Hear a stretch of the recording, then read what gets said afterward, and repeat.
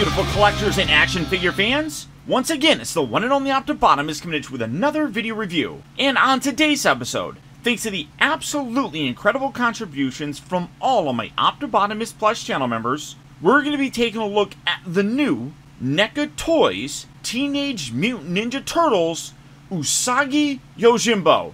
Now, as I've said several times in my more recent NECA TMNT reviews, I am approaching the end of the figures that I'm going to want personally for my collection. And a lot of those last ones that I'm going to be wanting have recently just come out. USAGI here is one of them. Amongst hardcore Ninja Turtle fans, USAGI YOJIMBO is a fan favorite. Originally created by Stan Sakai, this anthropomorphic rabbit had his own comic series roughly around the same time as Peter Laird and Kevin Eastman introduced the Ninja Turtles. And USAGI was actually a character that crossed over into the TMNT line, because Laird, Eastman, and Sakai were actually pretty close friends. So they teamed up and did some different crossover work.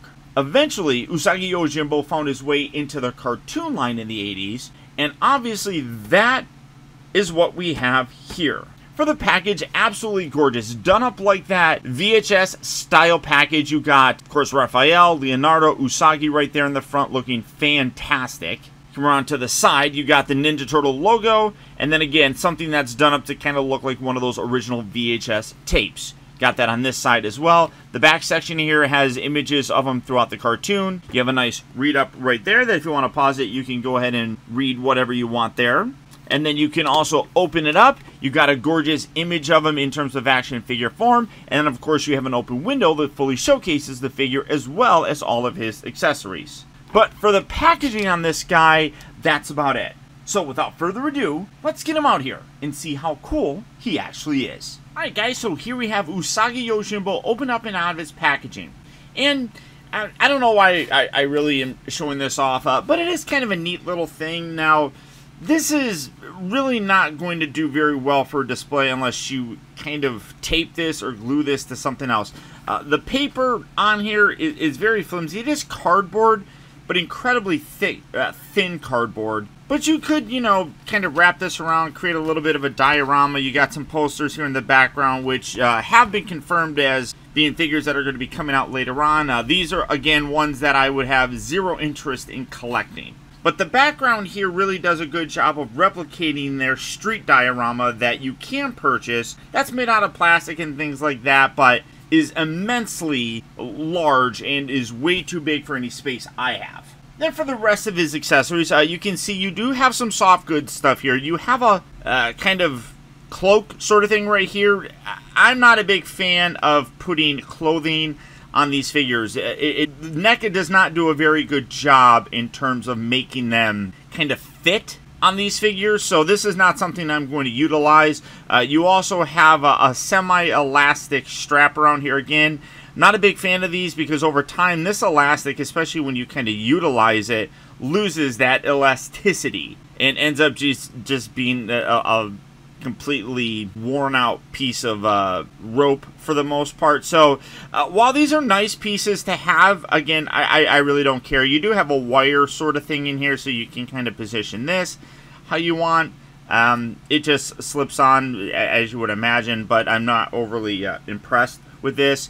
You do have another elastic piece right here. Again, not a very big fan of this. I mean, this is actually fairly small in terms of an elastic piece. You're going to utilize this to go around his waist to help hold on his swords, which, unlike a lot of swords that you would see that would be over the shoulder, USAGI here actually had them on his waist. So you can utilize that, but again, it's going to be a situation where I feel like this is going to stretch that and really ruin that elasticity. I'll put it on there and I'll see how it works out here in a bit, but not a super fan of that. As I was showing, he does come with some swords that are going to go on his hips. You got the sheath and then the swords itself. The actual sheath is pretty nice. You got this orange color with this slight orangish brown color right down here at the tip.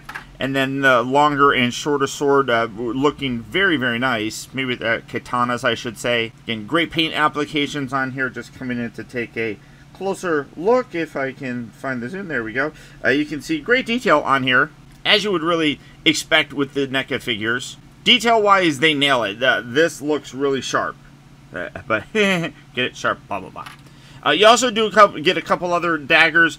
Now, if you are a fan of the original toy line, this one here looks very familiar. The Ninja Turtles always came with them. I'm not exactly sure what this is called. Kind of just looks like a piece of pizza, to be honest. But you have that, great detail. And as I'm throwing it around, great detail all the way around. And then you have this dagger. This dagger he used in the cartoon. He threw this at the Turtles. But again, and honestly, if I remember correctly, he pulled it out of this. Can't really put that in there.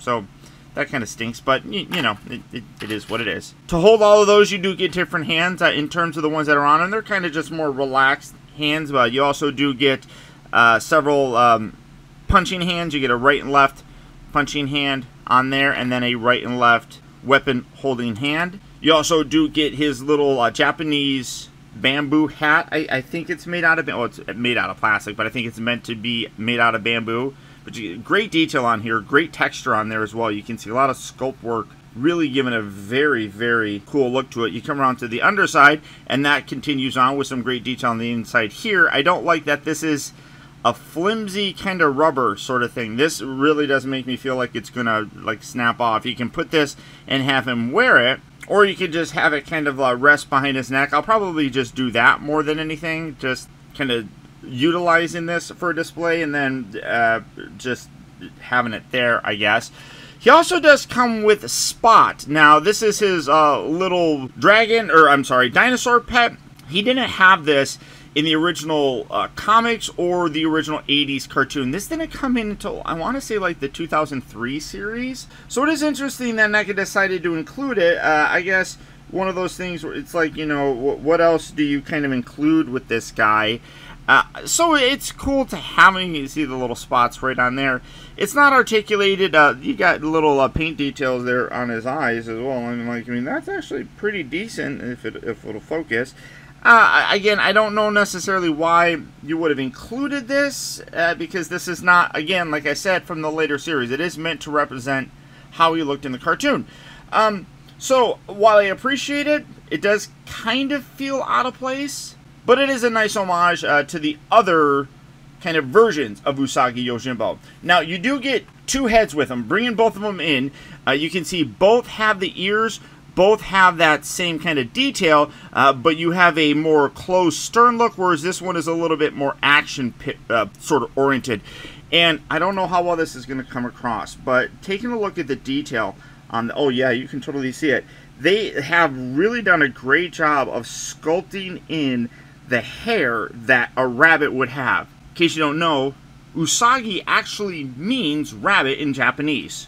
And they all the way around did a terrific job of getting that sculpt work to really make it look like he's got hair throughout his entire body. That's absolutely gorgeous. Really nice blue eyes. A lot of people incorrectly refer to this as like a eyebrow line. It's not. It's actually a scar that he got in the original comics that has always kind of carried over into whatever version of him that we've seen on screen. So no, that's not an eyebrow. That's an actual scar from battle. But you can see the little black lines right there kind of representing his whiskers. You got his two little rabbit teeth right there. Absolutely spectacular. And I like that you have the hair in this position. Now, if you wanted to utilize this head sculpt with those ears, this can still remove. It is pegged in there. It's a little bit tricky. Just give it kind of hold it at the base. Just rotate that around. It just pegs in there. But doing that, I mean, I guess you could probably, let me get that back on. It is a little bit more tricky to put back on. But once you get it on there, well, what I'm trying to show is the hat. So there we go. So you can utilize this this set of ears with the hat on his head, or you could just take the ears off. But you're going to want to take this kind of and fold this around his chin again. Like I said, I don't like manipulating this because it is kind of it is stretchy. But I just don't like it. But you can definitely do something like that, which does look really cool. As I said, I'm more than likely just going to take the actual hat and put it around his neck and then just have it kind of drape along the backside just like that. But you could see the detail on that head sculpt is extraordinary. But for his accessories, that's about it. Now, taking a closer look at the figure itself, again, you can see the great detail with the actual head sculpt here. Again, let me come into this one as well. You can see all those lines are still sculpted throughout the entire thing. Even when you look at the ears that come up there, you got those lines just representing hair so nicely. I really like this stern look on him. It gives a very serious look. But the rest of the detail in the costume is spectacular. You can see he's wearing his jacket with the different like medallion things on there all the way around, even here on the back. You can see you do have that cell shading with the darker color here on the back side and the more light color on the front. You got the gray section, you got the belt. Then you come down to the pants, you have the larger size sort of pants, which really do give a lot of space for mobility and stuff. And then when you look down, you have the sandals, which look really great with the little toe section coming through, and then the brown section near the bottom. Again, you know, to kind of complete the look, I don't, let me see, I don't want to overdo it. And then the head is just on a ball joint, so I'm going to put that here. Like I said, I'm nervous. Well, I mean, I'm not too nervous about it now because it's not going to do it immediately, I guess. But it is something that I do feel could potentially happen over time. This is, I don't know how you're gonna do this very well.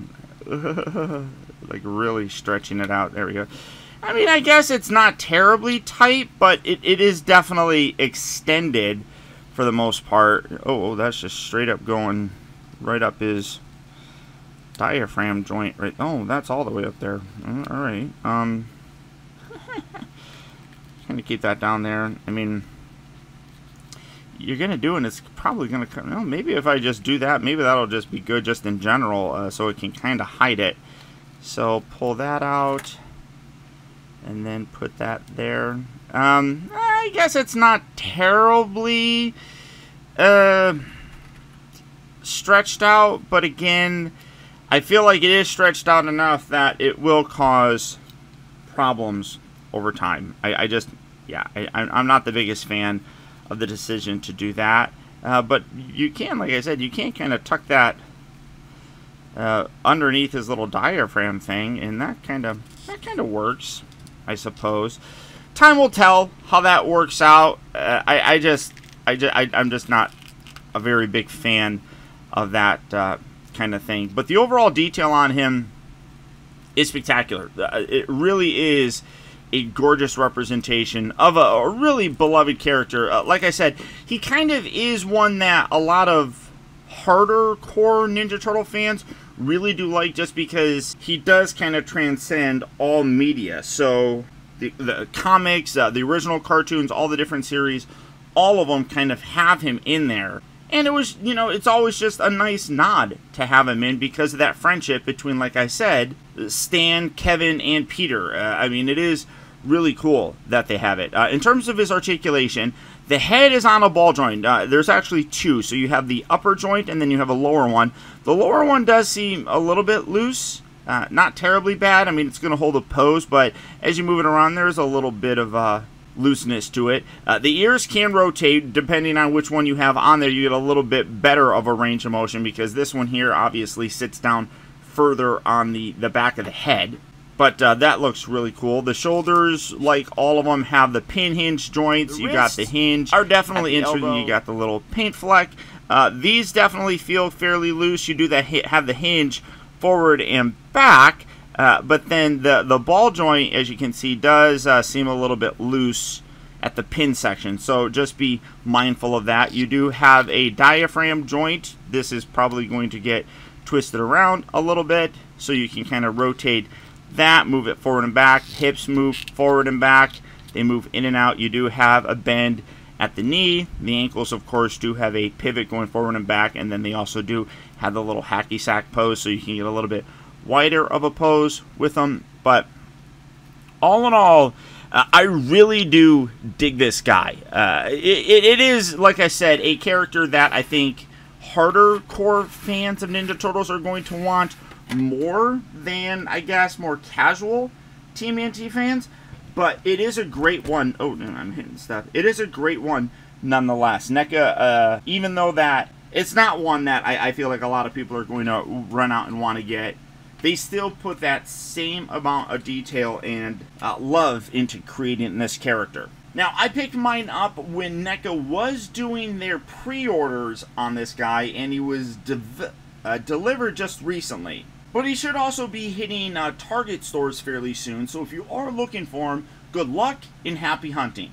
But beyond that, guys, that's about it. There's your look at the new NECA Toys Teenage Mutant Ninja Turtles USAGI YOJIMBO. I hope you enjoyed the video. If you did, as always, do me that real quick, small little favor by hitting that thumbs up button. If you want to take your support one step further, please consider becoming a member of Optibotimus Plus. And finally, guys, remember that the real trouble with the world is that too many people grow up. Thank you all for watching and taking the time to be a kid.